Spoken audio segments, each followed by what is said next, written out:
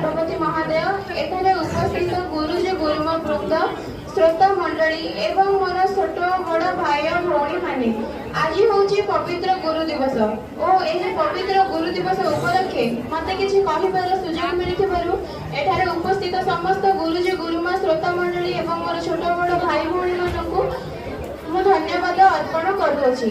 आज हूँ पवित्र गुरु दिवस। यही गुरु दिवस आम गुरु को पाई था। गुरु गुरु हूँ दुईटी अक्षर समाहार।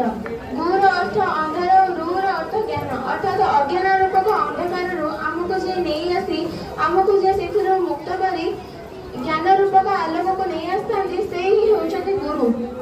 गुरु आम सब सुख दुख सहायक होती। आमको प्रतिटी कथा से शिक्षा दे था। गोटे गोटे कथा आम जीवन बहुत मूल्यवान अटे।